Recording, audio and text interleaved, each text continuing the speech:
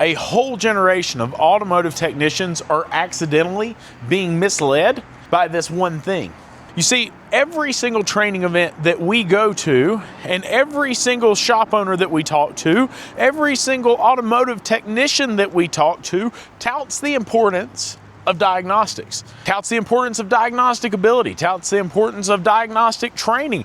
And please don't misunderstand what I'm saying. They are absolutely right. It is really important. However, the shop owners who so aggressively say we need more diagnosticians then do not charge appropriately for that diagnostician's skill and ability. They don't charge by the hour for the testing.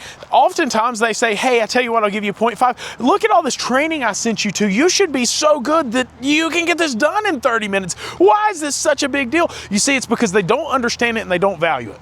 And until we can help them understand and value it, it's going to be really hard to convince the American consumer that they should value automotive diagnostics and they should value automotive testing knowledge and ability. Right? You see, they have to value it too, because if you are selling something no one wants to buy, it's very difficult to sell. Now, you might come back and say, well, yeah, but Lucas, here's the thing.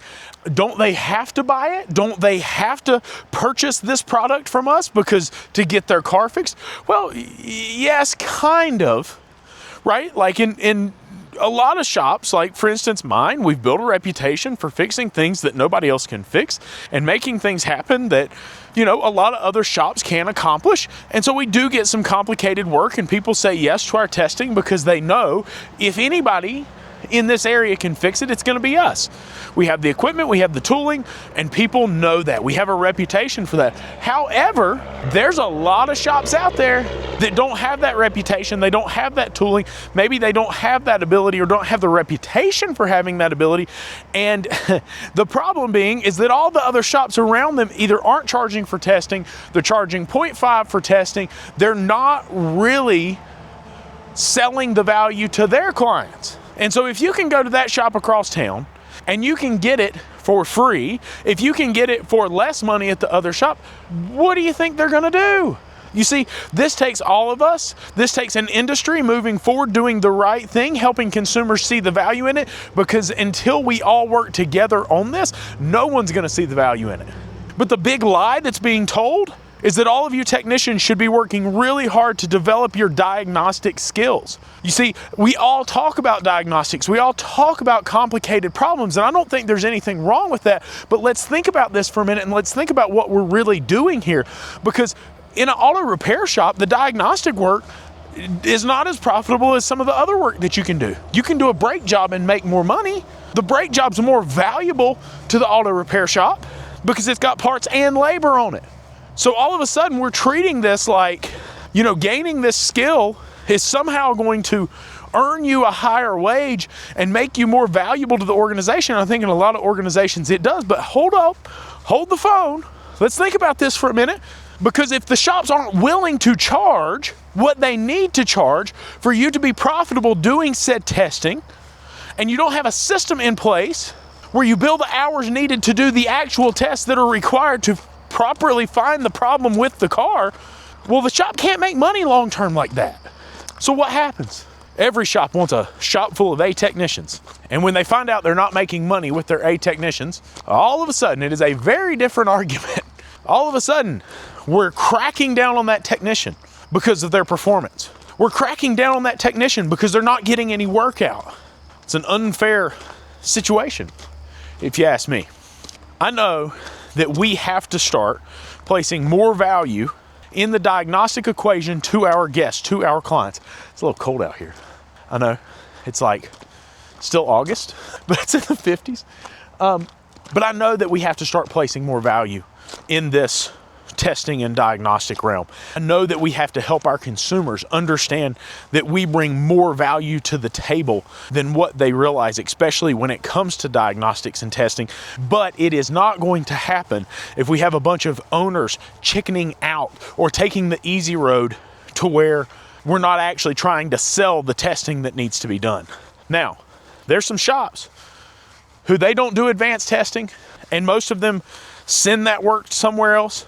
And I think if you're not going to charge for it, that's probably what you should be doing. These shops giving it away, they're hurting the rest of us. Just be real with you. I get that it's a sales tactic, but it's sleazy at best. That's just my opinion. But if we truly want to have an industry that can be recognized as true professionals doing the right thing for the consumer, I think it's time that we educate the consumer, or it's time that we shut up and we stop talking about it. It's time that we shut up and we stop trying to push our technicians all to learn this skill and stop touting it as the thing that everybody needs. I'm gonna be honest with you, most shops only need 1 to 2 really high-level diagnosticians or A-level technicians. The majority of the work a shop does is parts changing and basic maintenance work, things like that. So look, I'm not trying to hurt feelings. I'm not trying to upset everybody. I'm just trying to say that don't be fooled by this lie that a diagnostician is the moneymaker in an auto repair shop. Because diagnostics in their current form is not the moneymaker. Should it be? Yes. But how many of you would feel comfortable saying that we need to charge $300 to $400 an hour for testing because that's what it's going to take to make the same amount of profit in testing as it would in a brake job? How many of you are going to be okay with that today? Go in there and change your labor rate tomorrow. Show us. I don't think very many of you will. So to all you aspiring diagnosticians, don't take this as a kick in the gut. Don't take this as me putting down your dreams and your aspirations. Just understand it as what it is. Yes, there are shops that will value you. There are shops that will pay you well for doing diagnostic work. But the way that a diagnostician makes an auto repair shop profitable and helps make the numbers work in an auto repair shop for a higher paid technician that does diagnostic work is they have to keep the rest of the shop flowing. They have to be accurate on their testing. They have to be fast on their testing. And in that scenario where they're fast, they're accurate, they do good work, I think that in itself is a good argument for a solid salary position of, you know, depending on your area, right? I don't know what your area is, but I think somewhere between $70,000 and $130,000, $140,000 a year is what a person in that position could rationally earn. Now look, here's the other side of this, okay? The other challenge. When we talk about that, we have pay systems and we have metrics set up for somebody that's a production employee. So any of you that run a business that does not use a typical model for your diagnostician, be it that, you know, maybe they're paid hourly, maybe they're paid a salary, what metrics are you using to track that? How are you verifying it's effective? You know, Eric and I had a really good conversation this morning.